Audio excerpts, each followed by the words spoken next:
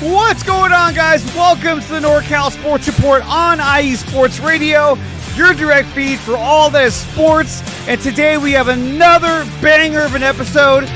I got Al from 49ers Plus Podcast coming on the show to talk about the San Francisco 49ers and the upcoming NFL Draft, which is tomorrow, which will be streaming live on my channel, the Dre Area Sports Show.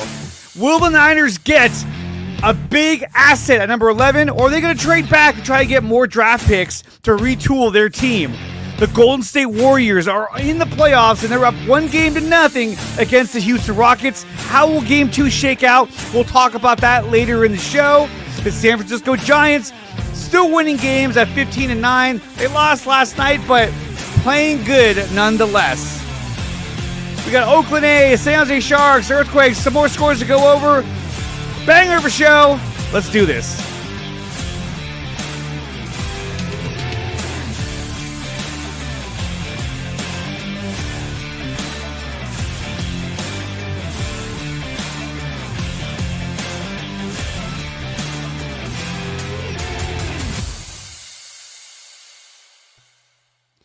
What's up, everybody? Welcome to the NorCal Sports Report, episode 26 here on IE Sports Radio, your direct feed for all that is sports.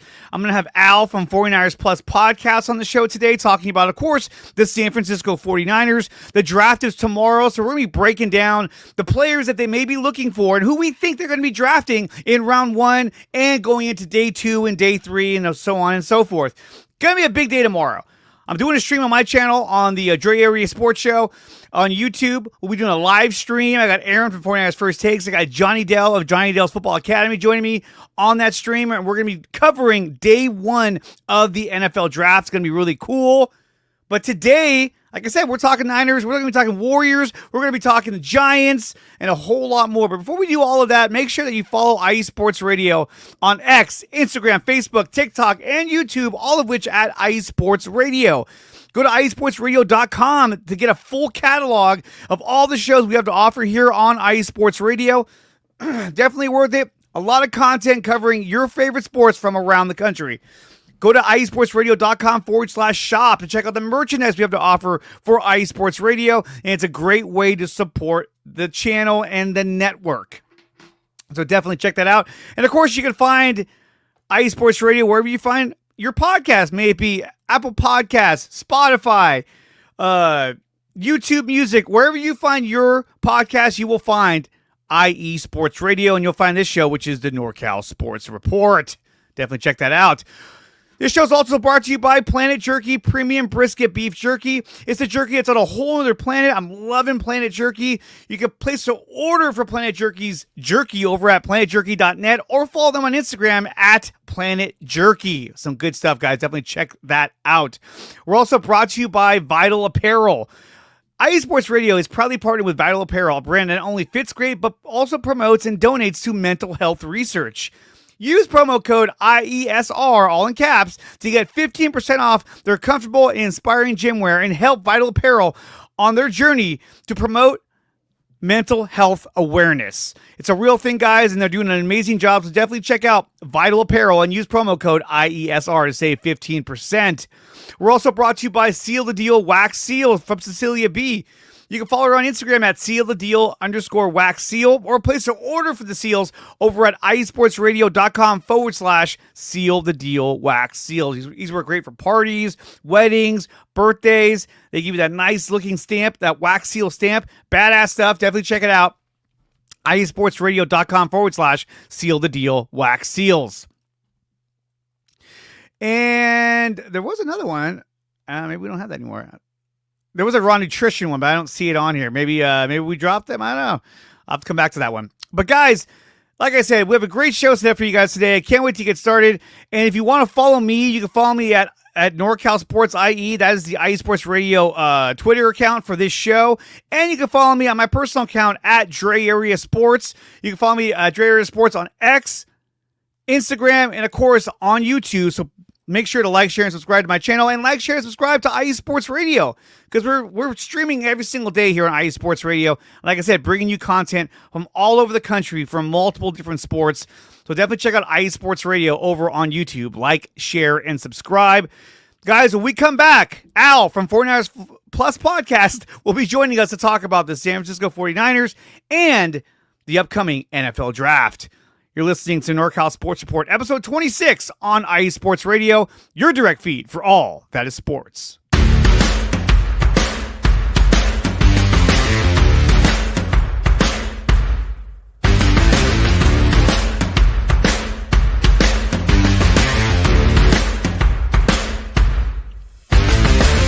IE Sports Radio fans, this show is brought to you by Planet Jerky Premium Brisket Beef Jerky. Planet Jerky is the official jerky of the 2022 California League champion Lake Elsinore Storm, single-A affiliate of the San Diego Padres. This all-brisket jerky has gluten-free options, contains no MSG, no sodium nitrate, is low in sugar, and high in protein. Go to their website at planetjerky.net and follow them on Instagram at Planet Jerky. Planet Jerky, the jerky that's on a whole other planet.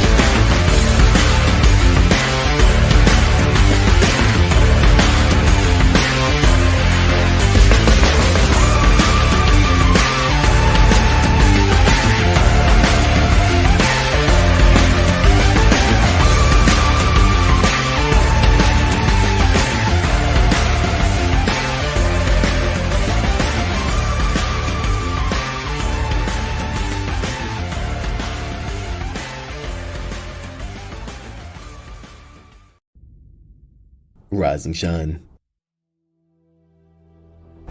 It's 4 a.m. The stars are still out. The sun is beneath the horizon, but it's time to punch in and go to work. The comfort of your warm-ups turns into the grinding out of your reps as the clinking and the clanking of the plates create a symphony of euphoria. There's no other feeling like it.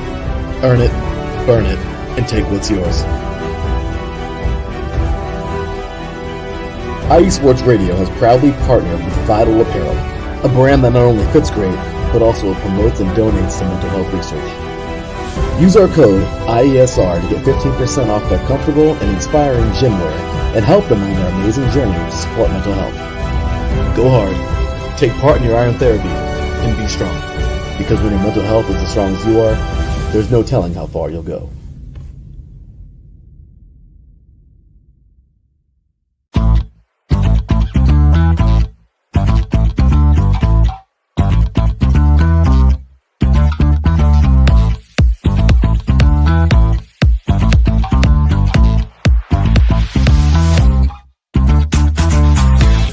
Hey there, IE Sports Radio fans. Be sure to check out our sponsor, Seal the Deal Wax Seals by Cecilia B. You just finished your very own wedding or baby shower invitations and you're looking for that extra special touch?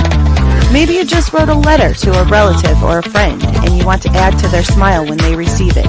Then seal the deal with Cecilia's handmade sealing wax stamps for your invitations, letters, and gifts. You bring the deal, we'll bring the seal.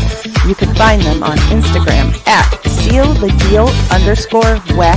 stamps and on Facebook, Seal the Deal Wax Seals.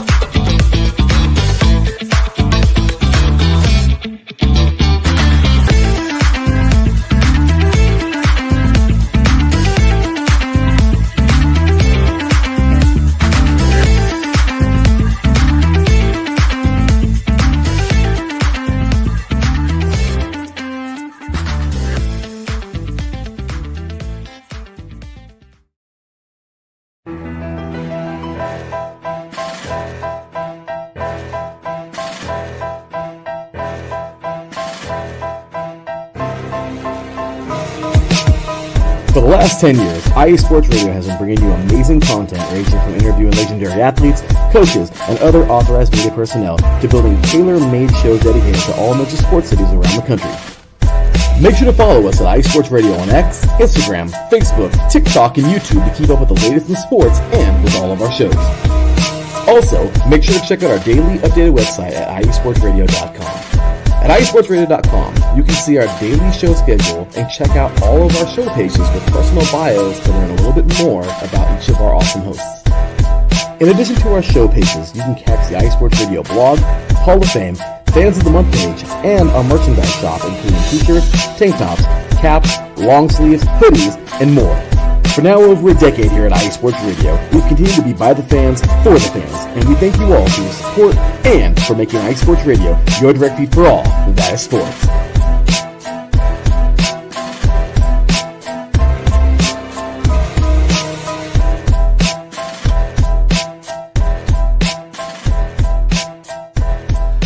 Past the hour here on the NorCal Sports Report on IE Sports Radio, your direct feed for all that is sports.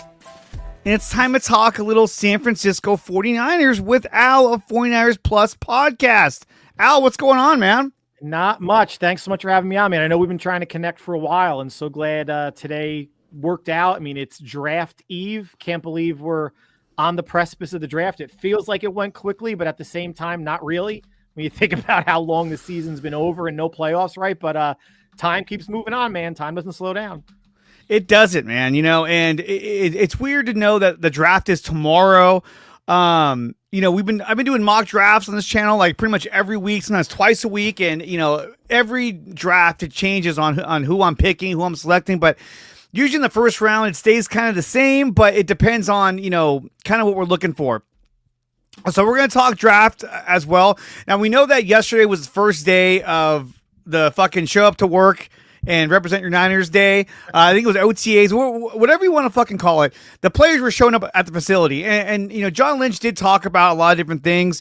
Some people said that, he didn't really say much of anything. But if you read between the lines and between the words, he did mention that in the draft that he wants they're looking for a big defensive end, a big edge rusher. And so, a lot of people thought, some of them, even Larry Krueger, thought that might be Shamir Stewart. He's a big, imposing dude, very raw. This could be, I don't know if you watched The Warriors or not, but this could be like another Jonathan Kuminga where the guy's super raw, but can't put it all together. We don't know. I mean, he has the size and strength of like a Myles Garrett. But is he going to be as good as Myles Garrett? I don't know. We knew coming out of the draft that Myles Garrett was going to be a superstar. We don't know if Shamar Stewart is going to be that same guy. We knew he was going to be good, but how good? And I think that, that's one thing they've been trying to do is find a defensive end opposite Nick Bosa on the edge, because you look back, the last time we had one of those was Dee Ford, and we made it to the Super Bowl that year.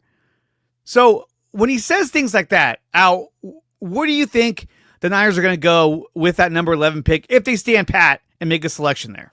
Well, I think, Shamar Stewart scares me. I know he scares a lot of people. He's the second best edge on Texas A&M. Nick Scourton's a better all-around edge than him. He's going to go later in the first.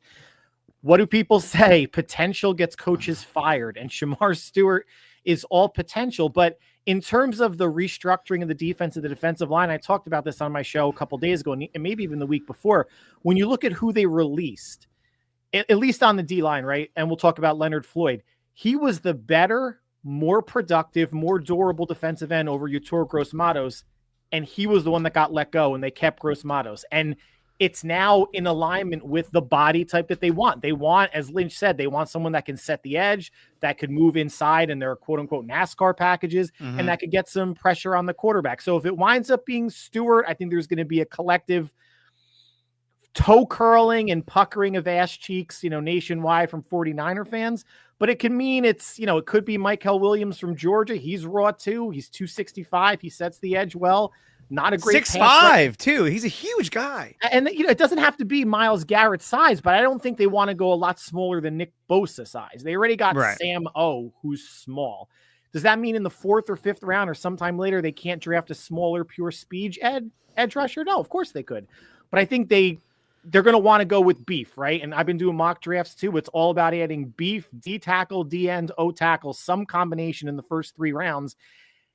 And we'll see. Yeah, Stewart's not going to be a popular pick, but I can understand the train of thought with it. And then it's going to be up to Chris Krasoric, who outside of Bosa, right? And Floyd, who is a finished product, he hasn't gotten a lot out of Beal. He hasn't gotten a lot out of Drake Jackson. Samo had, a nice season, but all these ancillary DNs, and the D-line was a shit show last year, as we all know. We'll see. Yeah, absolutely. It was an absolute shit show. And really, when you look at the game against the Lions towards the end of the year, I mean, the Niners were scoring at will against the Lions. And the Niners offense looked as good as it's looked all year. but the defense couldn't stop anybody. Yeah. And so it's kind of like, oh man, if that's how we're going to look this season, then we're going to have problems. So they jettisoned off practically their entire defensive line. They got rid of Javon Hargrave. They got rid of Malik Collins. They got rid of Leonard Floyd in the effort to draft and get cheaper and younger and faster. Mm-hmm. There are guys that kind of remind me of Leonard Floyd. Like James Pierce Jr. reminds me of Leonard Floyd. He's long, lanky, same height, same weight as well. We're looking at 6'5", 245. Yeah. But then you got guys like Michael Williams, who's 6'5", 260, and he's a very powerful guy. But then again, his numbers weren't all that great. But on Georgia, they tend to rotate their players constantly throughout the game. So they don't just leave them out there the whole game long. The one guy who had the biggest stats, who I'm a huge fan of, but have all kinds of fucking red flags, is Mike Green. I think Mike Green has a ton. Like, look at his numbers. I think he had like 15 to 17 sacks for Marshall. But at the same time, he stands at 6'3", 251. That's the same, almost the same size and weight as like Micah Parsons. That's kind of what I'm seeing out of him. His athletic ability, his use of hands, leverage, everything he does looks polished and ready to contribute as soon as you get him in there. The problem is his off-field issues. And I think when it comes to off-field issues, the Niners had that problem already with Reuben Foster. Yeah, I was just going to say, yep. And so I think Lynch looks at that and says, I can't afford to do that again. If I draft him and then he has to go to jail, you can't say, okay, go to jail, and when you get out, come back to say, no, if he goes to jail, you have to cut him. You can't tell the audience or the fans like, hey, he's going to jail for sexual assault, but we'll get him when he comes back. No, you can't do that. No, at least they did that with, what was it, with Reuben Foster? It was after the Washington game, right? That year, he didn't come back and they wound up releasing him. Issues with Mike Green. I mean, nobody at 11, they're not going to get a perfect prospect. And even if someone like Kenneth, the number one tackle from Michigan, I'm blanking on his name, Mason Graham, falls to San Francisco. Yeah. He's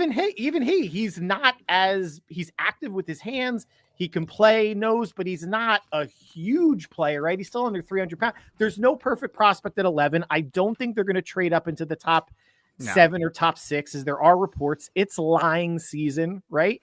So anything that you're hearing, unless people are hearing it from Lynch and they're not, everything's a smokescreen right now, which makes, 11 really, really interesting for me. And I think the players that really can affect San Francisco's draft in the first, let's say, 3 rounds, would be if Will Campbell falls, the offensive tackle out of LSU, if Armand Membo falls, the offensive tackle out of Missouri. I think San Francisco has to think long and hard about that, because there's no guarantee Trent Williams plays after this season. Colton McKivitz isn't signed after this season. And if Jalen Moore winds up getting $15 million a year from the Chiefs as a backup, there's no way they're going to afford Colton McKivitz, regardless of how people feel about him. So offensive tackle at some point in the first 3 rounds needs to be addressed. And I think the other 2 are Shedeur Sanders and Ashton Genty. If somehow they fall, there are going to be teams at 11. They're going to want to jump up from the second round, the late first, to grab one of these 2 players. It's just a matter of how far San Francisco is willing to fall. I don't think they'd want to fall out. I'm not even sure if there's any teams that have multiple first round picks. So it could be a team that drafts in the top 10 and is like, oh, let me just bounce back up for one of these players. I don't think they're going to want to fall out of the first round completely. There's a lot of wild cards going on, and Shedeur Sanders is still laughable to me that people think he could fall out of the first round. There's no way. I mean, look, falling out of the top 7. I don't even think that guy's worth even a top 10 pick, in my opinion. I think he's athletic. I think he could be a good player, but I think there's a ton of other talent that should be drafted ahead of Shedeur Sanders. But when it comes to quarterbacks, teams get weird, man. They get real weird. Jackson Dart, Shedeur Sanders, these teams get desperate and they're like, what if this is the guy? I'm going to take him. Like I could easily see the Saints. If Shedeur Sanders gets drafted by, let's say, the Giants, right? I'm just throwing a name out there. Sure. I could see the Saints being like Jackson Dart, just because they're so desperate to get a quarterback with Carr not having that shoulder injury, which could limit his play all season long.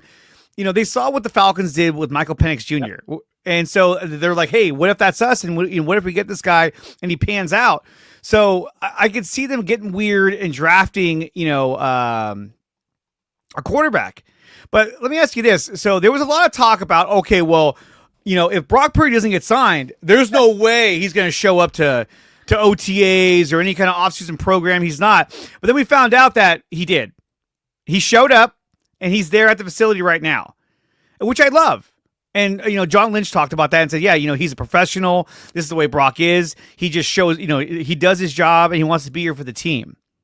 But the narrative that this guy wouldn't show up because he hasn't got his new contract, what do you say about the narrative that, him and even George Kittle might hold out or might request a trade and all that? I know, and people threw in Fred Warner, even though he's got 2 years left on his deal. It is surprising that Kittle's not there, at least the last I heard. I mean, phase 1 of voluntary OTAs is weight room and playbook stuff, right? Yeah. So to not show up unless you're like a diva receiver, like either Ayuk or Debo, Brock is one of the faces of the team. He's one of the leaders of the team. For him to not go, I think would have actually a different or worse vibe than someone like a Debo or an Ayuk not showing up. I know Kittle historically hasn't gone to every single one of these things. And yes, he's on the last year of his deal.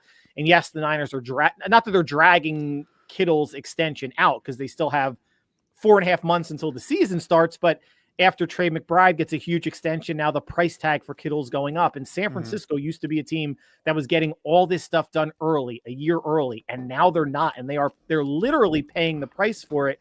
But listen, good on Brock. He's got his head screwed on the right way.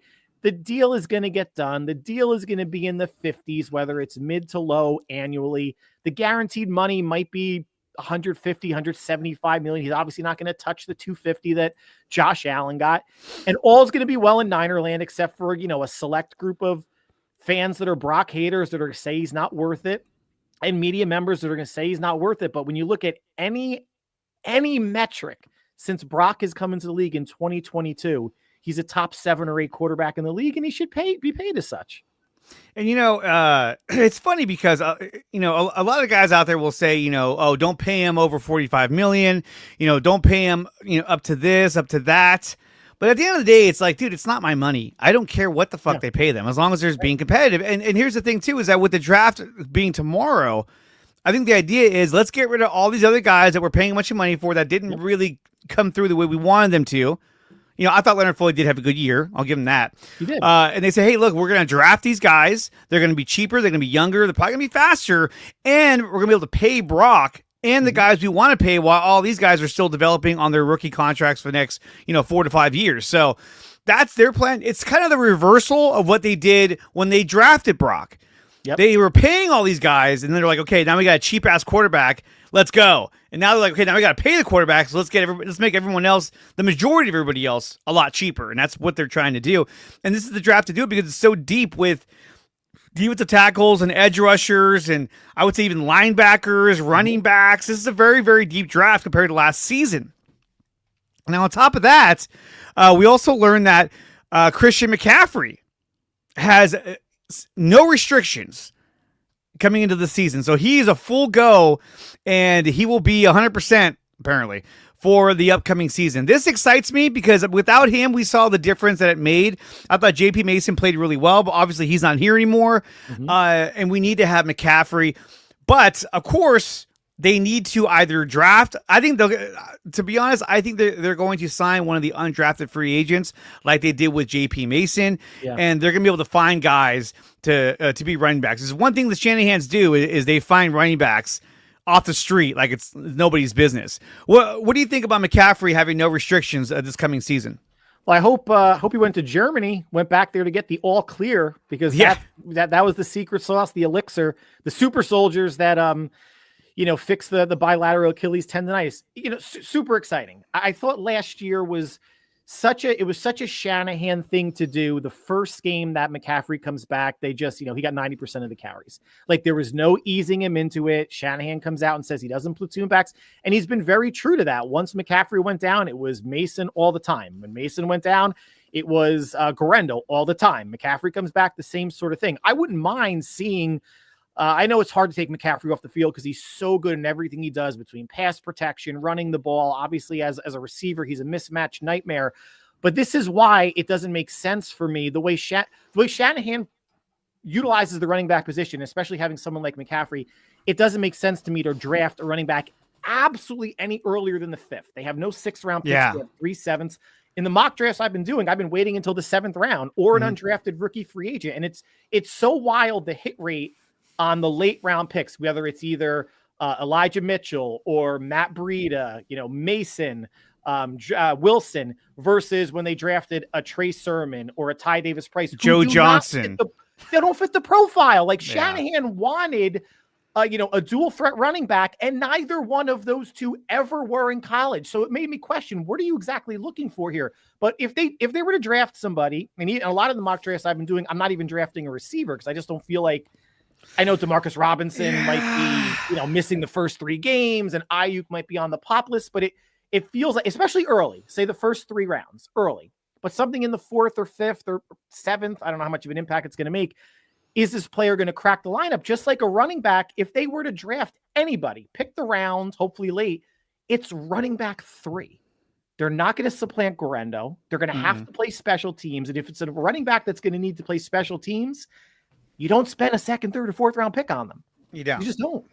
And I think you and I are kind of in the same boat already when it comes to the draft. The way I've been doing my drafts is basically I'm going defensive line, defensive line, defensive line. I'm all 3 of my picks, and that could be 2 defensive tackles and an edge rusher, or a D tackle and 2 edge rushers based on who's better. A lot of times, I'm going straight. My first pick at 11 is either an edge rusher or it's a D tackle. Agreed. Walter Nolan has been there for me in a lot of my drafts. I've gone Mike Green at times. Early on, when I first did my drafts, I was doing Shamar Stewart. But there's plenty of talent there to be found. In some of these drafts, I'm even finding Kenneth Grant falling to the 2nd round. And I'm like, wow, that would be fucking amazing if I get him at 43.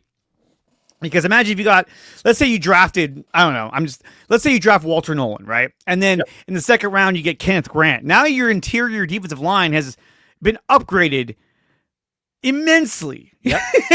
And then even that, you still got guys on the edge that you can go to in day 3, day 4. You got guys like, let's go further down. Obviously, you have Femi Oladejo, Braden Swinson. You got Savion Jones, Kyle Kennard, David Walker. There's a lot of guys there that you can draft and put in that spot. Now, when it comes to the Niners, they've been so big about getting that big, imposing defensive end across from Nick Bosa. And I think this is what I'm worried about, is because they're so locked into that. Like, man, we've always wanted that. We've always wanted that. How do we get that? And I think that's what might drive them towards a Shamar Stewart, because they want to get that guy. Abdul Carter would be great, but I'm not going to trade all the way up there to get him. I would do that if my team was locked and loaded and ready to win a Super Bowl. Then I'd be like, all right, let's do that. We said earlier, Mike Green. I think he's the next coming of Micah Parsons, as long as he doesn't get arrested. I think he's good. Mykel Williams, I think, can be really, really good. Nick Scorton, I think, is also really good. James Pierce, there was some talk about his passion for the game. If football is the number 1 priority in his life, that's kind of like, what are we doing here? So there's plenty of options out there in the draft. Another thing I wanted to bring up real quick was we also found out that Trent Williams is at the facility right now.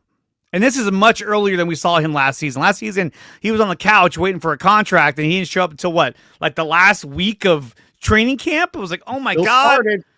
Still started. God bless him. I know. He still started. And so it's good to see him back. And the fact that he's here so early tells me that, he wants to make an impact this season, which is good. I mean, look, the Super Bowl is in Santa Clara. My whole thought process going into this season was that they were going to go all in one last time. It doesn't look like it's going to be that way, but with the amount of draft picks and talent that's in this draft, I think they can, if they hit on this draft, they're going to be right there in the NFC West, especially in the NFC West, because your biggest competition in the NFC West is going to be probably the Rams.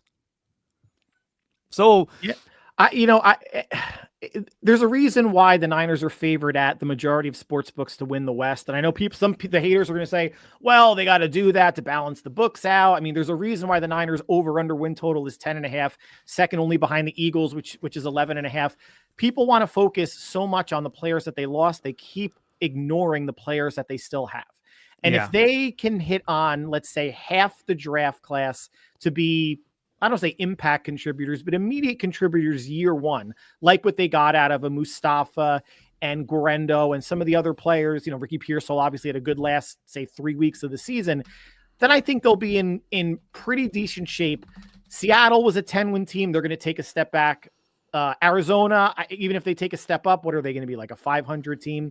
Yeah. The Niners have the easiest schedule in the league, but then again, so does, in a way, the entire NFC West are right there because they have to play the NFC South and the AFC South, which are garbage, divisions completely. So everyone's going to have to go through the same gauntlet or lack thereof. But I think a lot of people are sleeping on the Niners because it's an easy and lazy narrative to keep pushing out there, especially when you're combining it with Brock and Brock getting paid. That means they can't pay other people. But everybody that left, I've been saying for over a year and a half or 2 years, we're going to leave. Ward was gone once Green reemerged, and the unfortunate tragedy with his child. Greenlaw, they weren't going to pay.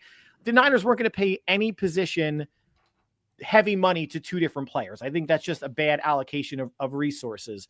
Hufanga has been okay, but Mustafa made him kind of redundant, right? He did. And Debo, there was no way he was going to stay. He's on the last year of his deal anyway, so he either had to play it out, get traded, or play it out and get a comp pick. So, and Debo's on the backside of his career anyway. I think San Francisco, I'm not going to say they're going to win 13 or 14 games, but can I see them winning between 10, 11, or 12? Absolutely. It just cannot be an injury-riddled shit show. And, Nick Sorensen is gone. So Robert Saleh by himself is probably good for 2 or 3 wins also. Yeah. And we'll see what he does after the season. He might leave after one season, but at least he'll get this defense back in order. And I think that Gus Bradley is probably next in line to what's that?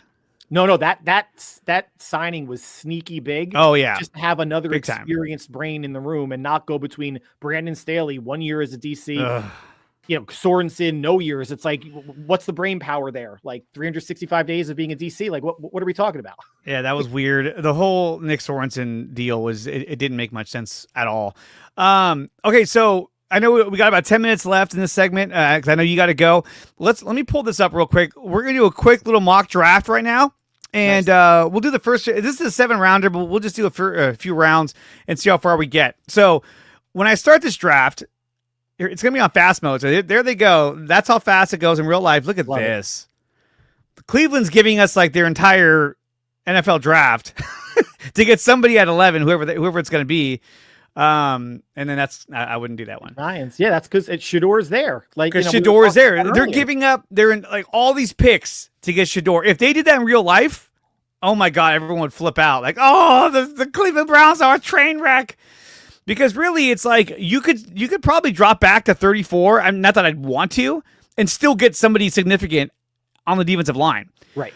And you look at the top 10. I mean, look, we know Cam Ward's going to go number 1. They've even told him that he's going to be the number 1 draft pick. Yeah. It's a toss up between Travis Hunter and Abdul Carter and Will Campbell on where they're going to go in the next 3 picks.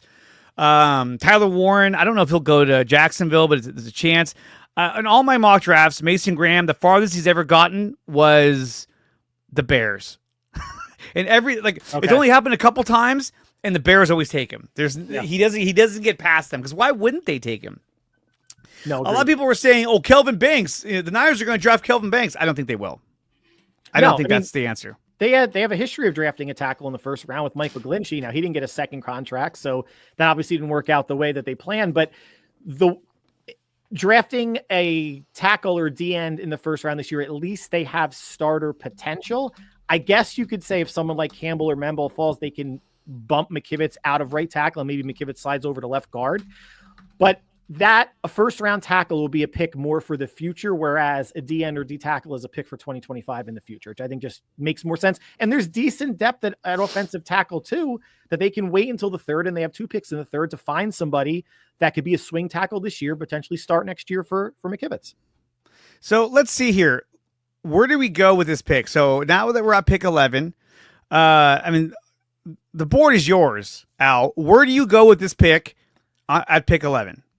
So I as much as I have hesitation with, Shamar Stewart, unless John Lynch was lying to everybody, he very well could be the pick. I know a lot of people out there prefer Jalen Walker over Michael Williams. And did Williams, I don't know if Williams is farther down past 19. He's right here, yeah. So Williams is there, but, Walker being like 6'1", he could be a replacement for Greenlaw more so, but I think that's too early for a pure linebacker. The only other player that I've been playing with, and it was more like a trade down to maybe 13, 14 with the Colts is, and I know that there's some medical issues with him, but I haven't found out what they exactly are, but someone like Derrick Harmon from Oregon. Not because he's an Oregon Duck, just like Armstead and DeForest Buckner were, but a big player, heavy hands, can play the run, has pass rush moves. You're talking 6'4", 6'5", 315, 320. And then, he may give you what Javon Hargrave was trying to give you, but just in a bigger body that's also a run support type player also. So for me, either Stewart, I'll let you make the pick. It's your channel. Stewart, Harmon, or Mykel Williams will be my pick at 11. I think when it comes to those three, I think Mykel Williams might be the more polished player I like Derrick Harmon a lot, but I think Derrick Harmon ends up becoming a player that if you trade back to, let's say 20, then you go Derrick Harmon. If you're at 11 and none of the offers that have been put out are good enough, then I think that's when you say, okay, I'm going to go with the best player on this chart and the player that I think will make the biggest impact. Yes. For me, at least, if it wasn't for the offseason problems, it'd be Mike Green. I think he's the most polished defensive end out there that can make an impact the moment he gets in the field. Shamar Stewart is a physical monster, but does he have all the tools? Now, he led his team in pressures. That's something that they took into consideration, was that the amount of pressures he had on the quarterback. Because imagine if he had Nick Bosa on the other side. That's different. Because now it's like, okay, now you come at him, at all sides, and he's not that bad against the run either. So, but still, there's a lot of question marks with Shamar Stewart. And I'm with you with Derrick Harmon about trading down, which is why I've done that a bunch. Harmon had the most pressures in the nation at D tackle. So you're getting a player that's going to push the pocket. It depends on, I'm sure they're going to stick with this wide 9. I don't know. Yes, they are. They already said they were. I don't know if they're necessarily changing what they're looking for at defensive tackle, because again, Malik Collins and Jordan Elliott are built generally the same. Jordan Elliott was banged up, missed a couple games. Collins played all 17, little bit older player, but Collins was the one that got the boot. So whatever they're looking for in terms of any of their D tackle type of spots, nose, whatever, I am not sure, but there are options here, and there's certainly options in the second round and beyond, because they need to be drafting too, at least. And then when you look at like Jalen Walker, right? He's 6'1", 243. He's another guy that, is he a linebacker or is he an outside linebacker who's more of an edge rusher? I don't know. And then how do you use him? Out there, I've heard the phrase, well, if you draft Walker, you're going to be able to fill 2 spots with Greenlaw and edge rusher. I'm like, well, but no, because you still need to have 11 players on the field on defense. Like he'll fill 1 spot. He'll fill 1 spot. Yeah. And I think it's one or the other. Occasionally, obviously, yes, he'll be a pass rusher, but you need that other linebacker, kind of like what Dre Greenlaw was to Fred Warner. That's what you're trying to replace. I think D. Winters can kind of be that guy, but of course he has to be healthy. He has to be on the field, and he's constantly getting hurt. So, and Jalen Walker is a guy that I think has a lot of potential. T-Mac, Ted McMillan, no, I don't go there at all. I don't want to get a receiver right now. I'd rather go with the guys we have. Same with Matthew Golden as well. I'm not into Colson Loveland. No. I don't love him. They should draft a tight end in the mid rounds, right? They should. There's Harold Fannin Jr., who they're a big fan of. The guy's not fast. He's got great hands, but he's not fast. So for me, it's either I'm up to, Shamar Stewart definitely is on the list, but it's also Derrick Harmon, Mike Green, and Mykel Williams. I'm with you. I'll defer to you. So let's go with, I feel like if we take Derrick Harmon, that's early for 11, but you won't get him again. This is your one chance to get any of these guys, because they won't be there next time around. So let's go with Shamar Stewart as if we're the Niners based on what they said. Let's see how it shakes out. Yeah. So there's Shamar Stewart. There goes everybody else. Yeah, I love between this and mock draft calculator, man. Love fast. Got to go fast. This is a good trade. 5 picks back, and you also get from 113 to 78. We're not here to do trades though, so we'll put that away. And then there you go. There you got Kenneth Grant right there. Nick. I can never say his name right. This guy's really good too. I was doing a mock draft with Wayne Breezy, and this is the guy he wanted to take. because he wanted to have that big safety look, kind of like what they do in Seattle with the Legion of Boom. Yeah. So he was thinking that. But you got Tyleek Williams. I'm not taking Travion Henderson. I've done that before, but a lot of guys out there would say, "I'd take Travion Henderson, with your day 2 pick." No, I won't do that. My defensive line and my defense needs too much help to do that. Totally agree. And it's sometimes you just don't overthink it here, right? Like to me, it feels like either the pick should be Grant or Williams. Easily, you went D end. There's no need to double up on D ends. There's no need to go running back. No need to go skill position yet, right? Even a tight end would be a little bit early for me, and there's no tight ends really worthy of a second round pick. So this will be a spot where at least one. Mason Taylor's there. That's fine, but again, he's if Kittle retired in the offseason, then you consider it. Yes. Right? But in my opinion, this is straight defensive tackle. And if this is what's on the board, I love TJ Sanders. I love Darius Alexander. I even like Alfred Collins and or Norman Lott. But if this is the board I'm looking at, I'm taking Kenneth Grant. Agreed. So you take Kenneth Grant. Okay. Now we jump down fast mode. I hate staring at all the players leaving because it gives me anxiety. Thanks, Washington. And then here it's like, okay, so when you look at all,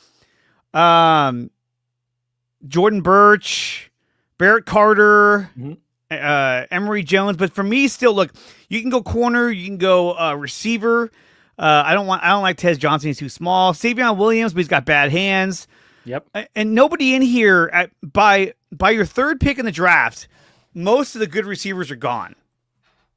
Agreed. And listen, I think something like a cornerback is viable. I think right now though, Trey Brown, who they signed from the Seahawks, could slide in as either the outside starter or the slot. But you're going to have someone like, Denzel Burke from Ohio State, Jacob Parrish.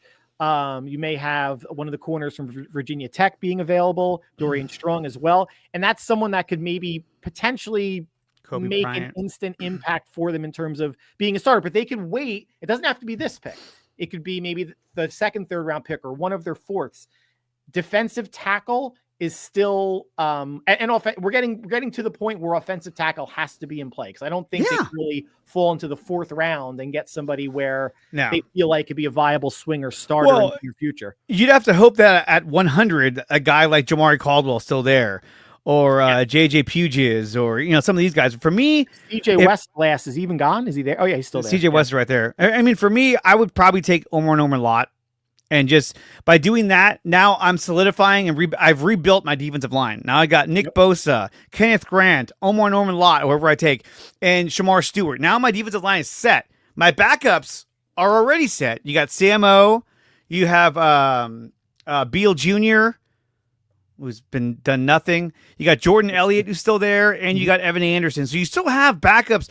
The guys who are currently the starters, everyone left, they're going to be your backups. And so now these young guys are going to be your starters. And to me, I would go Norman Lott. Yeah, no, I'm totally with you. Like any draft I've been doing, sometimes I'll throw a tackle in here, a corner, a D tackle. Feels too early to go D end again, but yeah, I'm with you at D tackle. And I know you got to go right now, but at this point in the draft, we've rebuilt the defensive line, and for me, it's either corner or it's linebacker. Because linebacker, you still got Teddy Buchanan, Cody Simon, but you also have Jeffrey Bossa out of Oregon who's down there. I also like Nick Martin. He's really fast, but he's kind of short at 5'11". But for me, I'd probably go corner. I'd probably go either Noel Williams or Kobe Bryant. But I think corner would be where you go with this.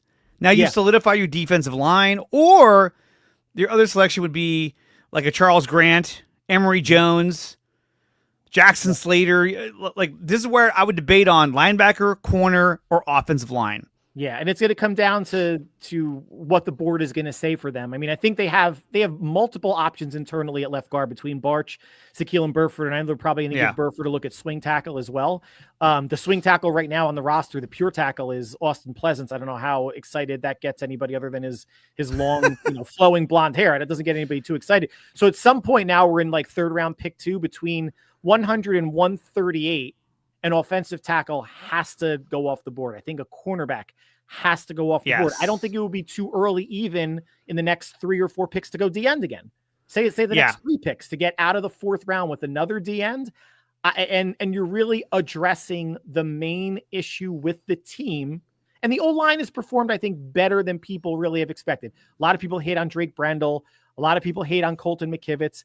But they've been, and I think Brock makes the line look better than it is, but also takes sacks as he's doing his whole dance around whirling dervish routine in the backfield as well. But they should walk out of this draft with a tackle and a guard.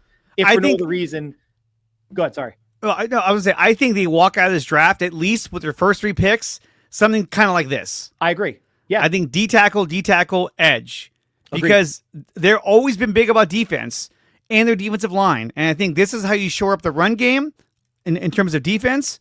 And you get guys that can put pressure on the quarterback. So I think this is where you go. This is how I would go, at least with my first 3 picks. I would go D tackle, edge rusher, not in any order. kind of in some Yeah. order, but just those are the 3 positions I would draft first, because those are the premier positions in this draft that I think you have to jump on early.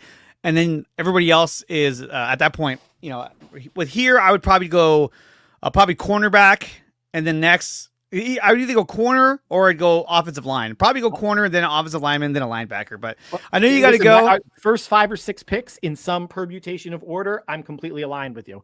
Yeah. Running back, receiver, tight end, if you want to draft any of those, and they should draft a tight end, can come later. But those first, going through the 4th round, which I guess would be 6 picks in total, you nailed it, man. We're of like mind. I'm with you. There you go, guys.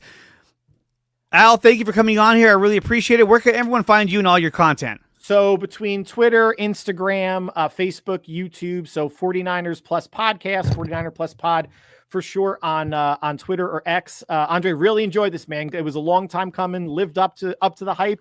Really enjoyed it, and I'm hoping we can do this again, if not multiple times again. Absolutely. Really, you guys, absolutely. We'll definitely hit it up, and we'll collaborate a whole lot more, especially in this upcoming 49ers season. Guys, when we come back, I'll be covering the Golden State Warriors and their playoff win over the Rockets and what to expect from Game 2 of the NBA playoffs between the Houston Rockets and the Golden State Warriors. Guys, you're listening to the NorCal Sports Report, episode 26 on IE Sports Radio, your direct feed for all that is sports.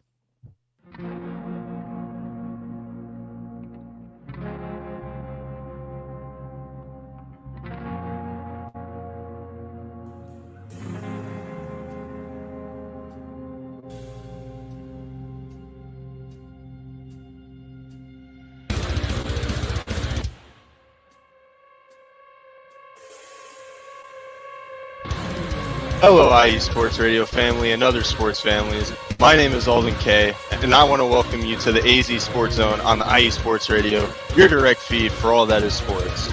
If you're a fan of the Valley and the Grand Canyon State like me, then I've got the show for you. Tune in every week, where I will update you and give you the latest news for the Arizona Cardinals, Phoenix Suns, Arizona Diamondbacks, ASU Sun Devils, U of A Wildcats, GCU Antelope, and of course, the NAU Lumberjacks. Again, if you're a Valley sports fan and like all that is desert sports like me, tune in every week here on the IE Sports Radio, your direct feed for all that is sports. We'll see you then.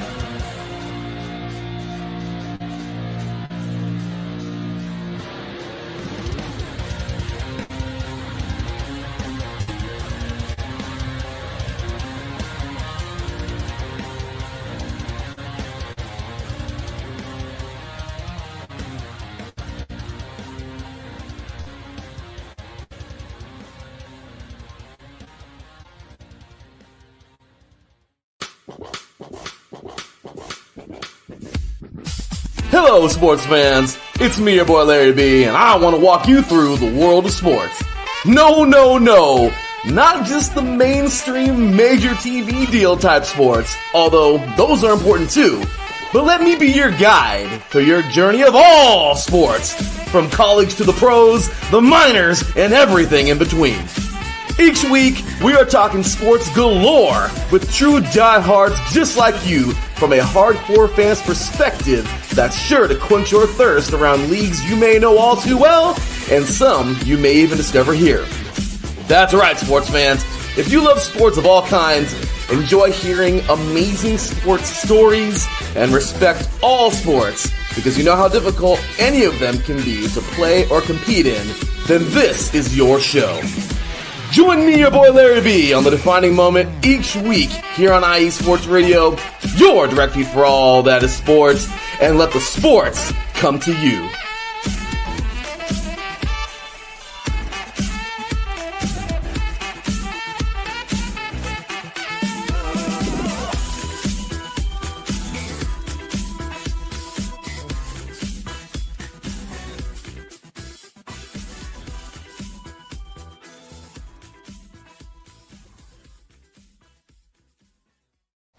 What's up, guys? If you're looking for the best coverage of all Northern California sports, including 49ers, Giants, Warriors, then check out the NorCal Sports Report with yours truly, Andre Fernandez, every Wednesday at 11 a.m. Pacific Time, right here on IE Sports Radio, your direct feed for all that is sports. We have guests every single week talking 49ers, Giants, Warriors, Sharks, San Jose Earthquakes, and a whole lot more, plus 3C2A. You do not want to miss this show. So tune in Wednesdays at 11 a.m. Pacific Time to the NorCal Sports Report on IE Sports Radio, your direct feed for all that is sports.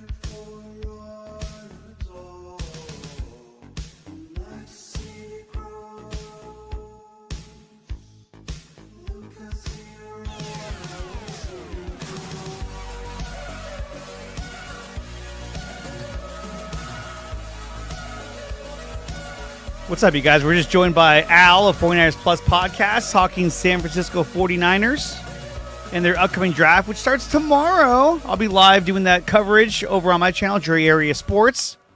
But now we switch gears and we talk about the San Francisco. I'm sorry, we just talked about them. We're talking about the Golden State Warriors. The Warriors took on the Houston Rockets in a Game 1 matchup between the number 2 Houston Rockets and the number 7 Golden State Warriors.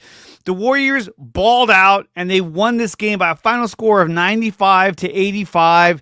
It was a hard-fought game, I'll tell you that. These guys were going at it like you wouldn't believe. But Jimmy Butler is a dog. He had 25 points.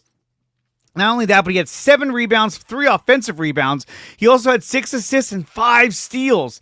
His defensive prowess was all over this game, him and Draymond Green, and the entire team held the Houston Rockets to 85 points. They did to the Houston Rockets what the Houston Rockets do to everybody else, which is they D you up and force you and kind of limit how much you can score. Then the Warriors gave it right back to them. And the Warriors did something else too. They figured out, I would say after the first quarter, they figured out, hey, these guys can't shoot. They can't shoot threes. If Dylan Brooks is your highest percentage three-point shooter on your team, you got problems. Because Dylan Brooks is not a shooter. Dylan Brooks is a defensive guard who can occasionally hit the three. And he's your best shooter. Boo, Cardinals. If he's your best shooter, then you got problems. And they showed it. They showed it against the Warriors. And on top of that, who is going to get the ball? Who is your go-to guy on the Rockets right now? Is it Jalen Green? It should be, right? The Jalen Green only has 7 points. He shot 3 of 15 from the field, 0 for 4 at threes. That's terrible. His plus minus, he was a -5 when on the court. The entire starting 5 for the Houston Rockets were negative in their plus minus. The only guy that was a positive, a +4, was Steven Adams. So I would predict we're going to see a heavier dose of Steven Adams against the Golden State Warriors, likely in Game 2. And if we don't, we're going to see an even heavier dose of him in Game 3, especially if the Rockets drop this next game. I think the Rockets come out with much more, a stronger sense of urgency throughout the entire game, knowing that they cannot fall down 2-0 to Golden State. But again, you can play hard the entire game. But when it's time to close out the game, when it's time to put your stamp on the game and seal the deal, like Cecilia B's wax seals, you got Steph Curry and Jimmy Butler to give the ball to. You don't have that when it comes to the Houston Rockets. Now, Şengün, he had 26 points. He was still a -7 in his plus minus, but he had 9 rebounds as well, 2 offensive. But he also had 5 turnovers. But he was the only guy who was scoring at will. Now, most big men have the advantage against Golden State because Golden State doesn't have a big man that could truly defend the rim. Draymond Green is our center at this point, and he did a hell of a job against Şengün, I'll tell you that. He was playing mind games with Şengün. It's only going to get worse. But typically teams that have a big man play well against Golden State. So that was expected. But Golden State did what Golden State normally does against guys like LeBron James, which is, hey, LeBron can beat us, but nobody else can, though. And so they made sure that they contested shots, they had active hands, that they were taking the ball away from the Houston Rockets. Jimmy Butler had 5 steals. Draymond Green had 3 steals. Steph Curry had a steal. Podziemski had 2 steals. And Gary Payton had 2 steals. Even Buddy Hield had a steal. That's great. I mean, for a team to be able to do that, it's crazy. They had 14 steals. The Rockets only had 9. So they caused 14 turnovers. Now, granted, look, they were going to get killed down low. They got killed in the offensive rebounds. We had 6 offensive rebounds while the Houston Rockets had 22 offensive rebounds. That's insane. Absolutely insane. That's just crazy. But also, too, we ran a deeper lineup. They only ran 8 guys. A lot of these guys sat on the bench and didn't even play. The Warriors, we had 10 guys out there. On top of the starting 5, which is Butler, Moody, Green, Curry, and Podziemski, they played Payton, Hield, Post, Looney, and Santos. They played 10 guys, while the Rockets only played 8. They had Steven Adams, Tari Eason, and Jabari Smith Jr. come off the bench. Everybody else just sat there. So already, we're a deeper team. We're showing that we have more depth. We have more bodies to throw at them. On top of that, this is what's going to really piss off the Rockets. When you look at the bench for Golden State. Now, I want to say the Rockets bench outscored them. They scored like 22 points off the bench with 3 guys. We scored 14 off the bench. But when you look at the plus minuses from Payton, Hield, Post, Looney, Santos, Payton was a -10, okay, but you got Hield +7, Post +4, Looney +4, Santos +1. You look at their bench for the Houston Rockets, -6, -4, and +4 from Steven Adams. So when we were out there, they were producing. And so already the Warriors have shown that they have a deeper team. They have more bodies to throw at them, and they're more dynamic. They have rebounders, they have shooters, they have more defensive players as well. And I think that was a problem when it came to Jalen Green, was that he could never get going because you either had Moses Moody covering you, who's playing phenomenal defense with a long wingspan, or you had Gary Payton guarding you, or you had Jimmy Butler, and you have Draymond Green out there. So they were balling out, and they were defending Jalen Green to the point where he kept having to give the ball up.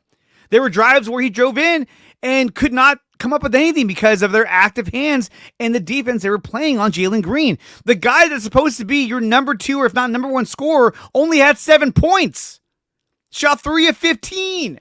That's how good the Warriors defense was. And there's one thing about Steve Kerr. Now, we all might have our gripes about Steve Kerr, about how he coaches, how his rotations are, but the one thing you can't argue is this. Come playoff time, there is a plan and there is a strategy against every team, and he is excellent at implementing those strategies and plans. The Rockets knew on defense, you got to press and push Steph Curry off that line. Don't let him get comfortable. Don't give him a window. Press up on him on the line so he can't get a 3-point shot off. What did he do? He drove the hoop. There was one point where he had 3 consecutive drives to the hoop for layups. And when you have guys like Draymond Green or Quentin Post at the center position, where are they hanging out on offense? They're hanging out on the perimeter. So now you're pulling that center almost out of the key. So if Steph gets by his defender, there's nobody there. He goes right in for a layup. And so that was something that they, I think they knew that could happen, but they were not prepared for it. They were prepared to guard the line. They were prepared to hug Steph Curry, to hump his leg, to be all over him throughout the entire game. But Steph's not stupid. Steph was like, no, I'm going to drive and then kick out if I have to, or just take it to the hoop. Curry also would attract two defenders. What would he do? He'd pass out of it and give wide open looks to Jimmy Butler, high percentage looks to Butler, to Peyton. They were firing on all cylinders, and they deserved to win that game. Now, I know the Rockets are saying, well, we held them 95 points. Yeah, but we held you to 85. And they also exposed that they don't have a go-to guy. In the fourth quarter, who do they give the ball to? Who's the guy that you go, okay, fourth quarter, we're the Rockets. We give the ball to Jalen Green? It's got to be Şengün. He was the only one that was scoring. They don't have that go-to guy. Now, maybe that guy emerges in game 2. Maybe Jalen Green steps up and says, hey, I'm that guy. And let me show you why. But he didn't do that in game 1. Not at all. The Warriors did that. Well, they had Steph Curry making circus shots. Steph Curry hit a 3 falling out of bounds on Jalen Green that was absolute money at the highest arcing angle, and it went in. Unbelievable. And what people have to remember, too, is that shots like that, which he had a number of those shots. Those are absolute daggers if you're the Rockets. When Steph hits a 27-footer fading away, nothing but the bottom by Curry, absolute dagger. That's just a gut shot to the opposing team, to the Houston Rockets. And they're a young team. And when they're seeing Steph Curry bomb these crazy threes, hit it, smile, and kind of dance his way back, it completely sucks the confidence right out of you.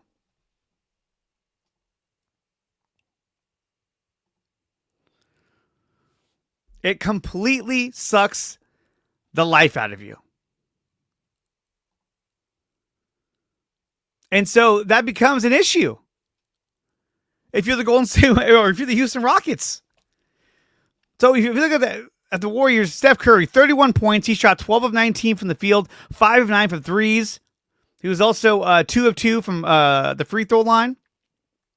And again, that's an area that they need to improve on. They need to get to the line more often. Jimmy only shot 6 free throws. There's games where he shot 18. So I think that's something that they'll figure out. But on their plus minuses, Jimmy Butler was a plus 14, Moody plus 6. Moody only has 7 points, but he was a plus 6. Draymond was a plus 4. Steph Curry was a plus 3, and Brandon Pajemski with 14 points. He was a plus 17 when on the court. Absolute baller. Jimmy and Steph combined for 56 points. If you're the Rockets, you're like, we cannot let either one of these guys get going. But it's really hard to stop them because they're experienced. They know how to play the game. And I'm sorry, but you're talking about Jimmy Butler, who's led his team to the finals 2 out of the last 4 years. Steph Curry, who's won 4 championships. This is just too much experience for the Houston Rockets. Now, things might change in game 2. They might step it up and they might play even better defense. But how much can you really hold them down? Now, some of those defensive plays the Warriors made, I could see them being called as a foul maybe later in the series, which could happen tonight. But if the refs call the game the way they did in this last game, it's going to be a long series for the Houston Rockets because the Golden State Warriors, they can smell. If they win tonight, there is blood in the water in game 3. And you can bet, even if they lose game 3, they will win game 4 and you're down 3-1 to Golden State. Good luck. Especially when you don't have a go-to scorer on the Houston Rockets. Warriors got 2 of them. Steph Curry and Jimmy Butler. Butler closed out the game on a step-back fadeaway on Şengün. Money. It was good night. When he hit that shot, I did the Steph Curry. Good night. Good night. It was over. It was over. So the Warriors tonight take on the Houston Rockets in Game 2 of the first round of the playoffs, the NBA playoffs. This will be tonight at 6:30 p.m. at the Toyota Center in Houston. It's going to be a big game because Houston knows they cannot fall down 2-0 to Golden State. So I expect them to come out with a higher sense of urgency. I expect them to come out with more Steven Adams because let's face it, if Steven Adams did not come into that game, they don't even get back in the game. He's literally the reason why they were in that game. It's because of Steven Adams and all of his offensive rebounds. He was a monster out there. Steven Adams had 5 offensive rebounds. He had 12 rebounds altogether. He was an absolute monster out there. He really was. But the problem with Steven Adams was he can't shoot free throws. So if you're going to keep him out there, you may see a strategy of just hack at Adams. Put him on the line. The guy can't shoot free throws. He's worse than Shaq. Amen Thompson, young, only had 8 points, 0 for 4 from free throws. 0 for 4. Fred VanVleet, I could see him having a big game. He only had 10 points. He was 2 of 13 from three-point land, 4 of 19 from the field. If he hits 4 of those threes, it's a whole different game. So I expect VanVleet to bounce back. I think he's one of the guys that's going to be a pain in the ass for the Warriors. But our defensive prowess, just like the Houston Rockets, is at an all-time high with guys like Moses Moody, Jimmy Butler, Draymond Green, Gary Payton. Hell, even Brandon Podziemski was D'ing up. So tonight, let's see. It's going to be a pivotal game because I could see the Rockets coming out red hot. But I'm going to take Golden State in this game. And my final score will be 108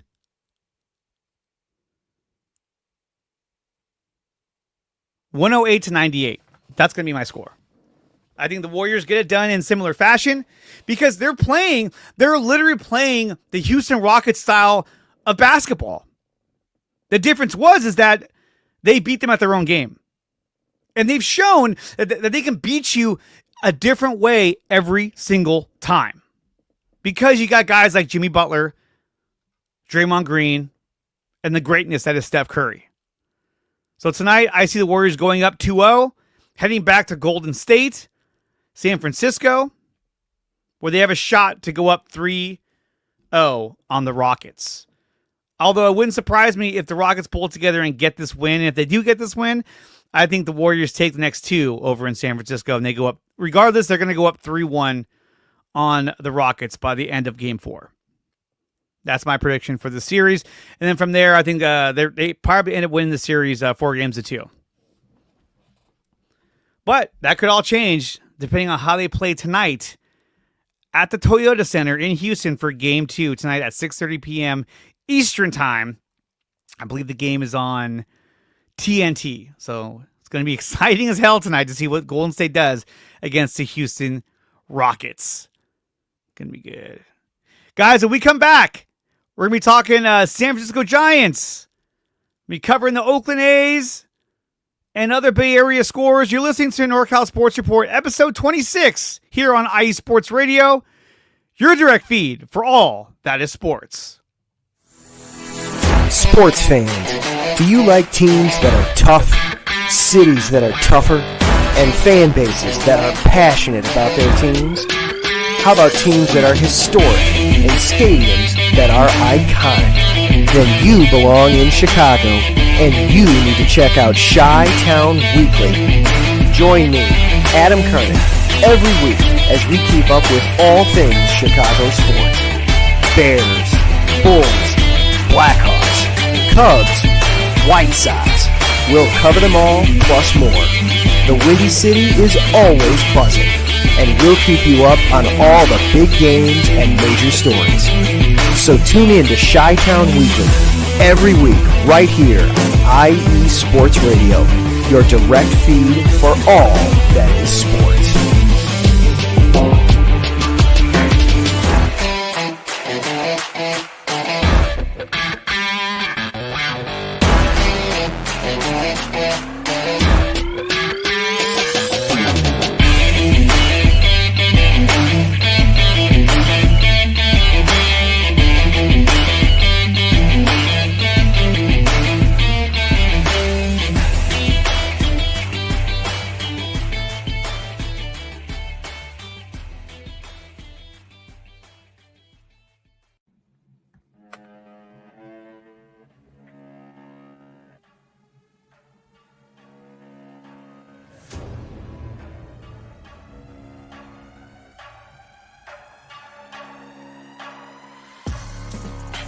What's up, everybody? It's your boy, Big Mike from Indie Sports Nation.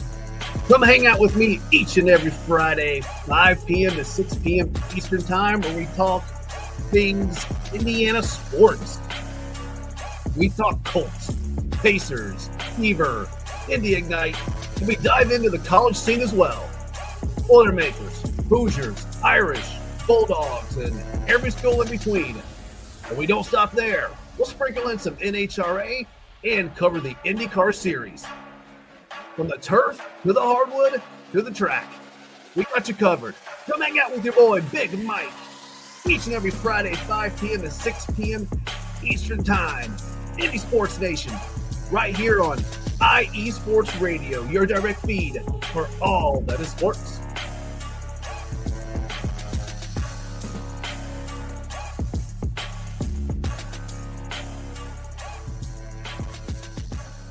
Thank you, Big Mike. Check out Indie Sports Nation with Big Mike on IE Sports Radio, your feed, your direct feed for all that is sports. And now we're going to switch gears again and talk about one of my favorite teams, the San Francisco Giants. The Giants fell last night to the Brewers 11-2 behind a grand slam by Christian Yelich. He went 2 for 5 with 4 RBIs. That pretty much was a nail in the coffin for the Giants last night. Giants are still 15-9 in third place in the West. They take on the Brewers tonight at 7 p.m. Pacific time. Let's look at the stats from last night's game. Elliot Ramos, who was leading off, playing left field, he went 2 for 4 with an RBI. I love that guy. He's a baller. Willie Adames, 1 for 4. He had an error as well. Jung Hoo Lee went 0 for 4, but did score a run off a walk when he got on base. Chapman, 1 for 3. Wilmer Flores, the GOAT, he went 3 for 3 with an RBI. Freaking love Wilmer Flores. This guy's amazing. Lamont Wade, he ended up playing first base. He ended up playing defense at the end of the game. But David Villar was in there. He went 1 for 3, scored 2 runs. Luis Matos went 0 for 4. Patrick Bailey 1 for 3, and Sam Huff got in there and got 1 hit, going 1 for 1. The problem is that Jordan Hicks, he only lasted 5 innings, gave up 8 hits, 6 runs, 5 of them earned runs with 3 walks and 5 strikeouts. I don't believe Jordan Hicks can be a starter anymore. I think Jordan Hicks needs to go to the bullpen. I saw Dan Coach Emilio. I had him on the show a couple weeks ago. He had a good point. There must be some kind of clause in his contract that says that he has to be a starting pitcher, because it doesn't make any sense. The guy can't last more than 6 innings. And even when he does, he gave up 5 earned runs, 6 total. You can't do that.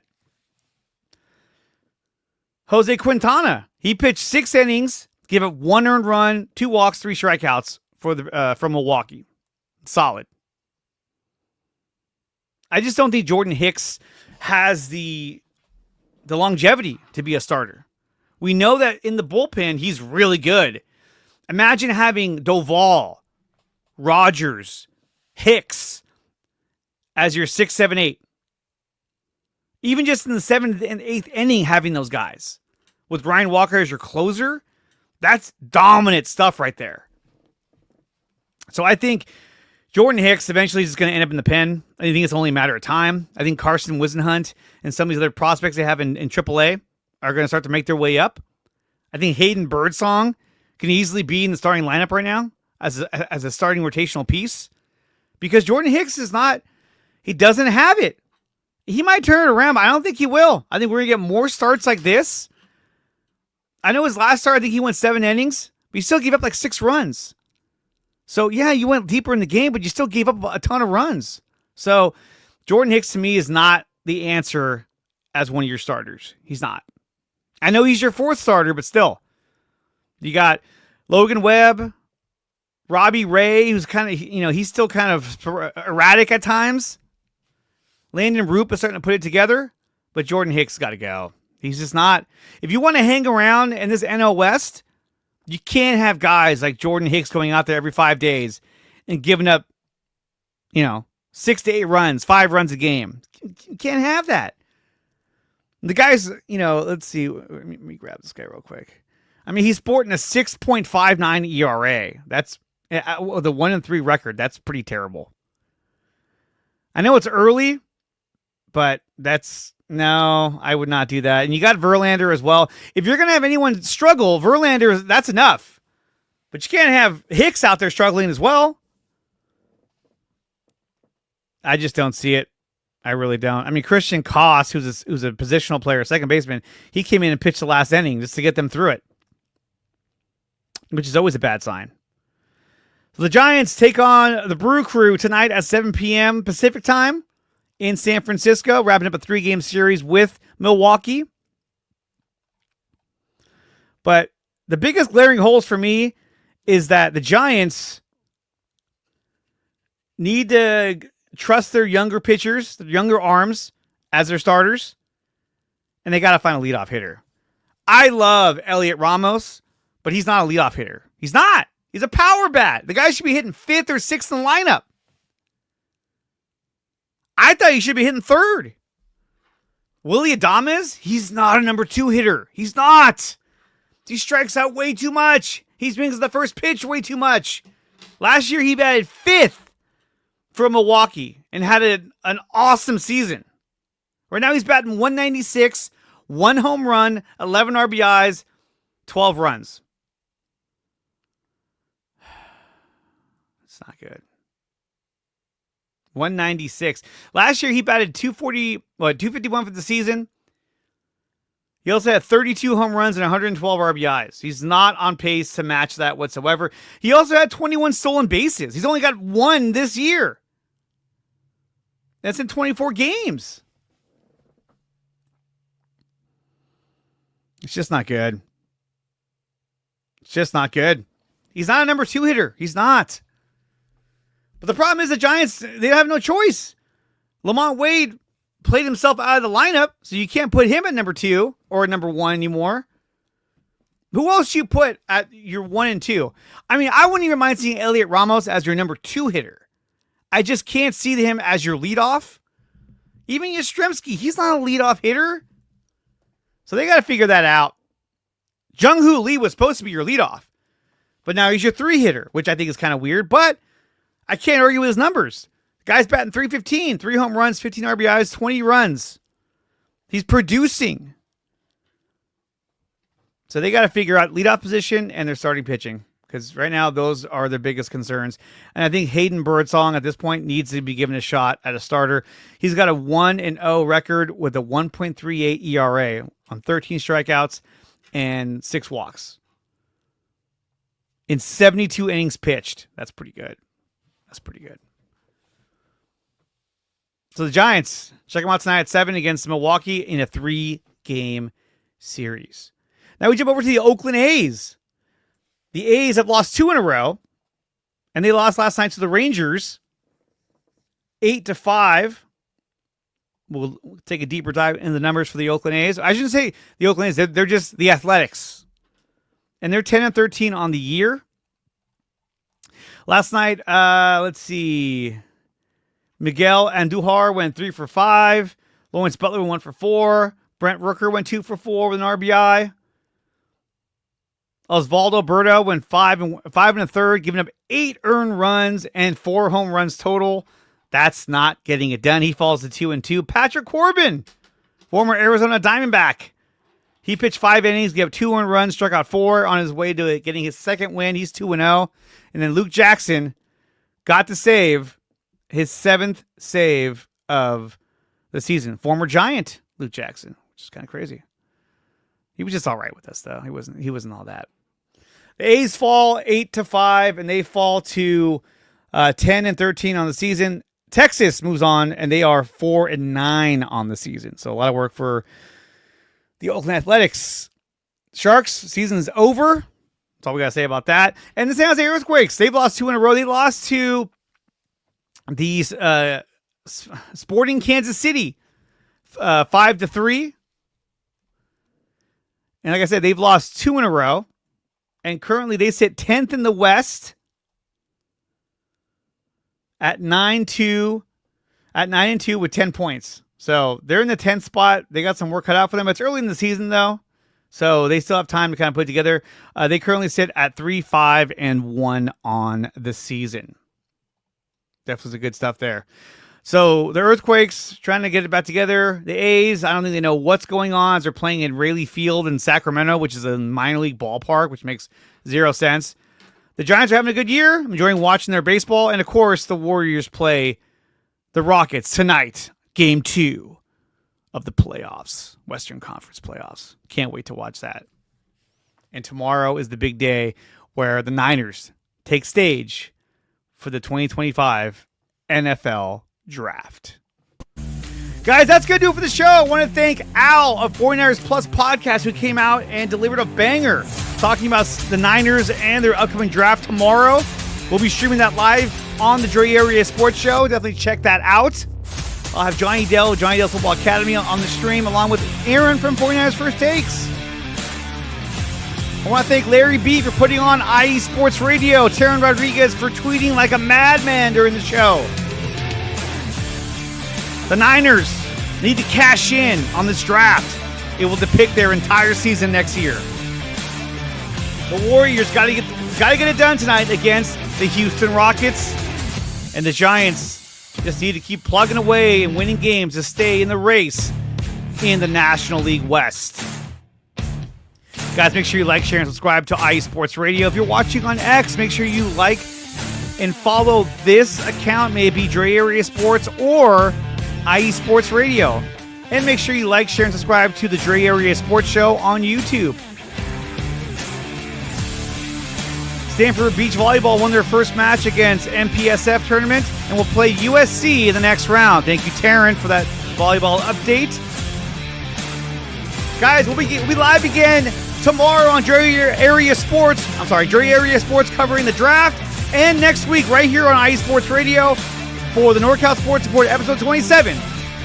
You're listening to IE Sports Radio, your direct feed for all that is sports.